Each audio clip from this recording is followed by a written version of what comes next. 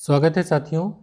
TGT, PGT और assistant professor की परीक्षा में अगर आप सोशल साइंस के साथ बैठ रहे हैं या भूगोल के साथ आप तैयारी कर रहे हैं तो इसके मोस्ट इम्पॉर्टेंट क्वेश्चंस का ये सेट लेकर के आया हूँ। भौगोलिक कथन से संबंधित यह पूरा वीडियो है।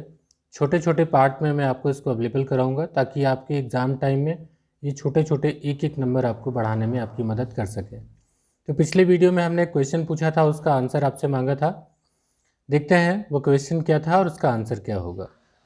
पारिस्थितिक मंडल वह पर्यावरण है जिसमें वायु, जल एवं पृथ्वी सहित जीवधारी निवास करते हैं तथा पर्यावरण के साथ प्रतिक्रिया करते हैं। तो हमने पूछा था यह कथन किसने दिया।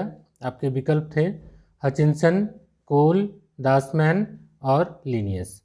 तो देखिए जो इसमें दासमैन है उनका कहना है कि पारिस्थितिक मंडल तथा जीवमंडल को अलग अलग रूपों में मानना अविभाज्य को विभाजित करना है, अर्थात भौतिक पर्यावरण तथा उसमें रहने वाले जीव एक दूसरे से इतने घनिष्ठ रूप से संबंधित हैं।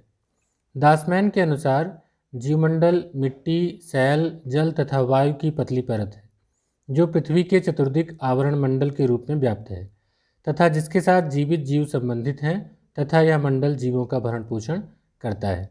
अतः जो आपका इसका सही उत्तर होगा वो होगा दासमैन। तो याद रखेंगे पारिस्थितिक मंडल वह पर्यावरण है जिसमें वायु, जल एवं पृथ्वी सहित जीवधारी निवास करते हैं तथा पर्यावरण के साथ प्रतिक्रिया करते हैं।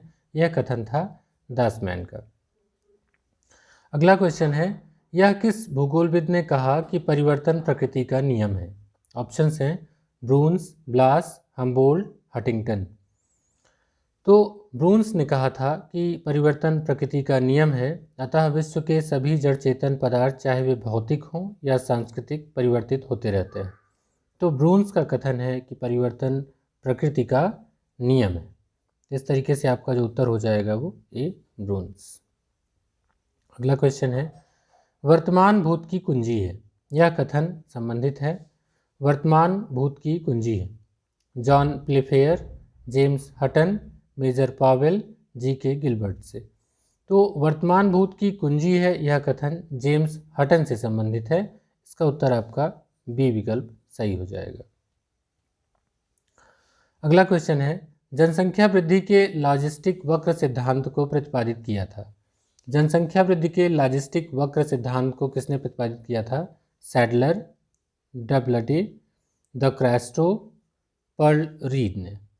तो लॉजिस्टिक वक्र का सिद्धांत का जो विचार है सर्वप्रथम क्यूलेट द्वारा 1835 में, वेबरहल्स द्वारा 1838 में दिया गया था, परंतु अमेरिका में लॉजिस्टिक वक्र सिद्धांत को सही और वैज्ञानिक ढंग से प्रस्तुत करने का कार्य रेमंड पर्ल और लॉबर्ट रीड ने किया था। इस प्रकार लॉजिस्टिक वक्र सिद्धांत के प्रतिपादन का श्रेय पर्ल एवं रीड को दिया जा सकता है। तो जो इसका डी विकल्प है वो आपका सही हो जाएगा। जनसंख्या वृद्धि का लॉजिस्टिक वक्र सिद्धांत पर्ल और रीड ने दिया था। नेक्स्ट है, निम्नलिखित में से कौन एक कुर्सी पर बैठने वाला दार्शनिक भूगोलविद था? Varenius, can't, Humboldt, Ratzel. तो इसमें जो आपके विकल्प हैं उनके तहत देखा जाए तो कुर्सी पर बैठने वाला दार्शनिक भूगोलविद कांट को कहते हैं, क्योंकि कार्ल रिटर भी इसी तरीके के दार्शनिक थे लेकिन उनका इसमें नाम नहीं है। तो यहाँ जो आपका उत्तर हो जाएगा वो हो जाएगा कांट। तो इसका सही उत्तर हो जाएगा बी। नेक्स्ट है, भूगोल एक क्षेत्र विवरणी विज्ञान है। यह कथन निम्नलिखित में से किस विद्वान द्वारा दिया गया है? क्वेश्चन बहुत बार पूछा गया है, कई एग्जाम में पूछा गया है। किसका कथन है कि भूगोल एक क्षेत्र विवरणी विज्ञान है? R Hartshorne, A Hettner, Richthofen, A Wagner. तो अल्फ्रेड हैटनर के अनुसार भूगोल एक क्षेत्र विवरण विज्ञान है जिसमें पृथ्वी तल के क्षेत्रों का अध्ययन उसकी विभिन्नताओं तथा स्थानिक संबंधों की पृष्ठभूमि में किया जाता है। अर्थात हैटनर का मानना है कि भूगोल पृथ्वी तल का क्षेत्र विश्लेषक विज्ञान है। तो ऐसे भी पूछा सकता है कि भूगोल पृथ्वी तल का क्षेत्र विश्लेषक विज्ञान है। किसका कथन है? वो होगा हैटनर का। तो भूगोल एक क्षेत्र विवरणी विज्ञान है, वो भी आपका क्या हो जाएगा? हैटनर का। तो इसका बी विकल्प सही हो जाएगा। नेक्स्ट है, भूगोल पृथ्वी तल के विभिन्नतापूर्ण स्वरूप का यथार्थ, क्रमबद्ध एवं तर्क संगत विवरण एवं विवेचन करता है। भूगोल की उक्त परिभाषा किसने दी है? तो आपका स्टेटमेंट है, भूगोल पृथ्वी तल के विभिन्नतापूर्ण स्वरूप का यथार्थ, क्रमबद्ध एवं तर्कसंगत विवरण एवं विवेचन करता है। इसके विकल्प हैं Karl Ritter, Alfred Hettner, Richard Hartshorne, Peter Haggett. तो इसमें रिचर्ड हर्टसोन जो है उनके अनुसार भूगोल वह विज्ञान है जो पृथ्वी के एक स्थान से दूसरे स्थान तक परिवर्तनशील स्वरूपों का वर्णन और उनकी व्याख्या मानव संसार के रूप में करता है।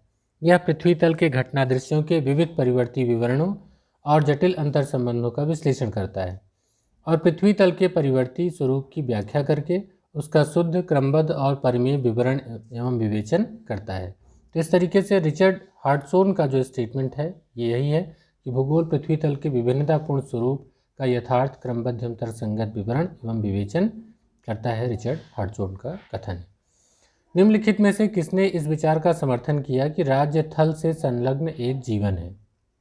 राज्य थल से संलग्न एक जीवन है। Ratzel, Ritter, Kant, Humboldt. German भूगोलवेत्ता रेटजेल को राजनीतिक भूगोल एवं मानव भूगोल का पिता कहा जाता है। इन्होंने अपनी पुस्तक राजनीतिक भूगोल में राज्य की तुलना जीव से की है और जीव से करते हुए राज्य एवं समाज के जीववादी सिद्धांत को पुष्ट किया है। तो इस तरह रेटजेल के अनुसार राज्य थल से संलग्न एक जीव है, तो इसका सही विकल्प हो जाएगा रेटजेल। याद रखेंगे, राज्य थल से संलग्न एक जीवन है, तो यह कथन है रेटजेल का। नेक्स्ट क्वेश्चन है, उस प्रथम भूगोलवेत्ता का नाम बताइए जिसने मिस्र को नील नदी का वरदान कहा। Varenius, Columbus, Herodotus, Homer. उस प्रथम भूगोलवेत्ता का नाम बताना है जिसने मिस्र को नील नदी का वरदान कहा है। तो हेरोडोटस ने नील नदी के बाढ़ मैदान में जमा हुई मिट्टी एवं नदी के निक्षेपण से निर्मित डेल्टा का सकारण वर्णन किया एवं स्वयं नील नदी मार्ग से प्रथम कट्रैक्ट के नीचे एलिफेंटाइन कट्रैक्ट तक गए। मिस्र के उपजाऊपन के कारण ही हेरोडोटस ने मिस्र को नील नदी का वरदान कहा है, तो इसका सही उत्तर हो जाएगा हेरोडोटस। नेक्स्ट क्वेश्चन है, प्रादेशिक भूगोल क्षेत्रों का उनकी विशिष्टताओं को स्पष्ट करते हुए वैज्ञानिक अध्ययन होता है।